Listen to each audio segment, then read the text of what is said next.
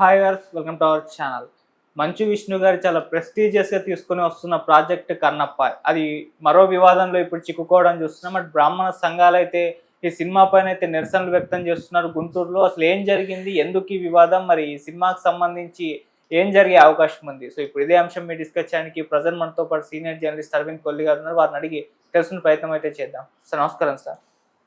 Sir గుంటూరులో ఇవాళ ప్రీలీజ్ event జరగబోతుండగా అదే ఇప్పుడు ఒక ఇష్యూ గుంటూరులోనే జరిగింది. బ్రాహ్మణ సంఘాలన్నీ కూడా నిరసన వ్యక్తం చేస్తున్నాయి ఈ సినిమా పైన కూడా అంటున్నారు. హైకోర్టులో పిటిషన్ కూడా దాఖలు చేసినట్టుగా తెలుస్తుంది. అసలు ఏం జరిగింది, మరి సినిమా పరిస్థితి ఏంటి సార్? అంటే మరి అది యాదృచ్ఛికమో ఉద్దేశపూర్వకమో తెలియదు, కానీ బ్రాహ్మణ సంఘాలకి మంచు ఫ్యామిలీకి ఉన్న పంచాయతీ వాళ్ళు కొత్తది కాదు.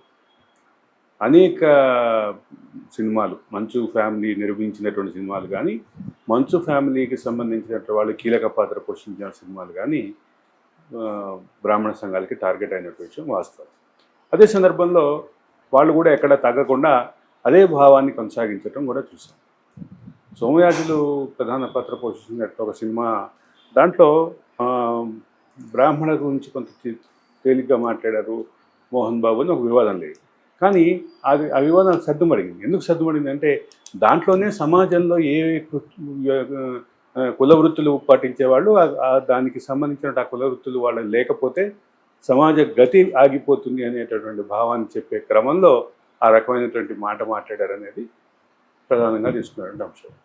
తీసుకుని ఆ తర్వాత ఆ సినిమాలో అన్ని కుల వృత్తులని హైలైట్ చేసి ఎలివేట్ చేసి వాటి ప్రాధాన్యతను చెప్పే క్రమంలో బ్రాహ్మణ కుల వృత్తిని కూడా దాని ప్రాధాన్యతను కూడా చెప్పారు అనేది అప్పుడు దాంతో ఆ వివాదం అంతటితోటి ముగిసింది. కానీ ఆ తర్వాత జరిగినటువంటి అనేక వివాదాలు అనేక సినిమాల్లో, నేను ఇప్పుడు సినిమాల పేర్లు చెప్పడం వల్ల కూడా ఇంకా ఎక్కువ అవుతుంది. ఈ సబ్జెక్ట్లోకి మనం దాన్ని ఒక్కొక్క పాత్రని ఒక్కొక్క మేనరిజం ఇచ్చారు అని అంటూ, ముఖ్యంగా ఆ సినిమాల్లో బ్రాహ్మణుల పాత్రధారుల్ని, బ్రాహ్మణ పాత్రధారులు పోషించినటువంటి నటులని అభ్యంతరకరంగా ఇన్సల్టింగ్గా చేశారు అనేది ప్రధానమైనటువంటి విమర్శ. అది అందరితో ఆగకుండా ఈ నిరసన తెలవడానికి వెళ్ళినటువంటి కొంతమంది బ్రాహ్మణ సంఘాల ప్రతినిధుల్ని బౌన్సర్లతో కొట్టించారనేది కూడా ఒక వివాదం ఉంది.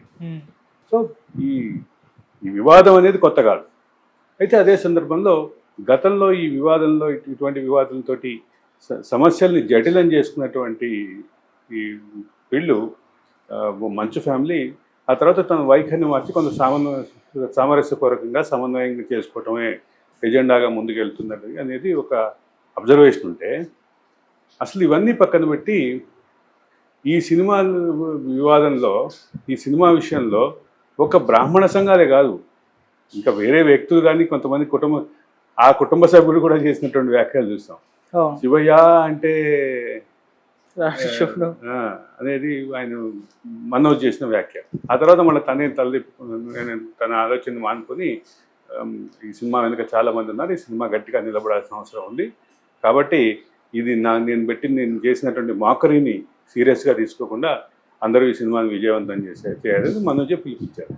ఇక్కడ మంచు ఫ్యామిలీ అంటేనే వివాదాలకి కేర్ ఆఫ్, దాపరికం లేదు.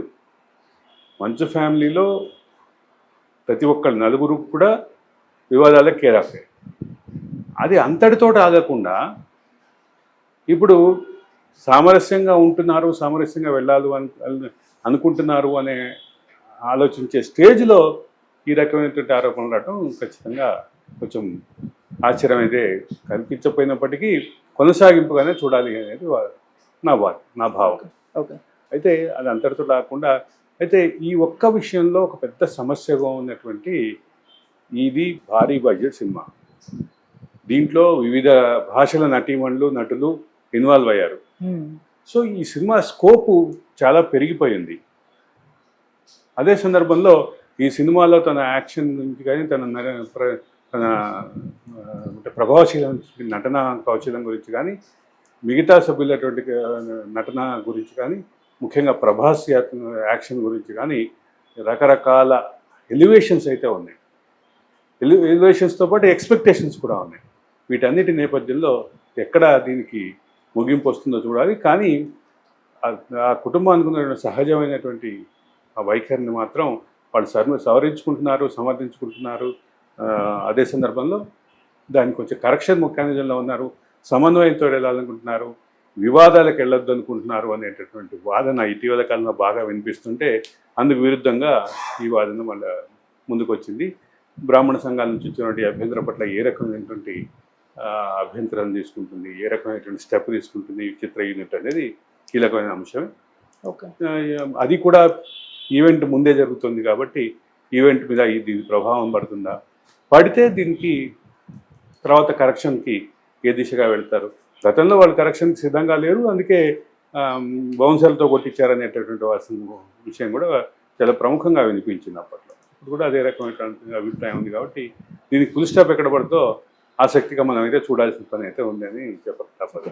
అంటే కోర్టు వరకు కూడా ఇది ఇష్యూ దాన్ని తీసుకెళ్లిపోయారు కాబట్టి మరి మార్చే అవకాశాలు ఇప్పుడున్న పరిస్థితుల్లో మనం చూస్తాం. రంగస్థలంలో గొల్లబామ పదాన్ని వాడినందుకు తర్వాత ఆబ్జెక్షన్ చేస్తారు, అక్కడ మార్చేస్తారు. తర్వాత వాల్మీకి సినిమాని కూడా చేంజ్ చేసేస్తారు, టైటిల్ ని గద్దెలకొండ గణేష్ అని పెట్టారు. మరి ఇప్పుడు కూడా మార్చే అవకాశం కనిపిస్తుందా? మీరు అన్నారు అంతకుముందు మార్చలేదని, కానీ ఇప్పుడు పరిస్థితులు వేరు.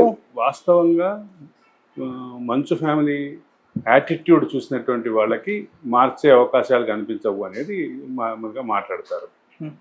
కానీ ఆ తర్వాత సమన్వయంగా వెళ్ళాలి, అన్ని వర్గాల్ని సమన్వయపరుచుకొని సినిమా సక్సెస్ మాత్రమే ఎజెండాగా వెళ్ళాలి అని వాళ్ళ వైఖరిలో మార్పు వచ్చినట్టుగా కనిపిస్తుంది. కాబట్టి అది ఏం జరుగుతుంది, అది ఎట్లా రెస్పాండ్ అవుతారు అనేది చూడాలి. ఓకే, అంటే మీ ఒపీనియన్ లో సార్ వర్డ్స్ ఏవైతే వాళ్ళ పాత్రలకు పేర్లు పెట్టారో అది అభ్యంతరకరంగానే ఉన్నాయా సార్? ఒక విషయం చెప్పాలంటే సినిమాలో కులాలను బేస్ చేసుకుని కానీ వృత్తులను బేస్ చేసుకుని కానీ మోకరింగ్ చేయటం కొత్త కాదు, అందుకు కొనసాగింపుగానే అది జరిగిందని నేను భావిస్తున్నా.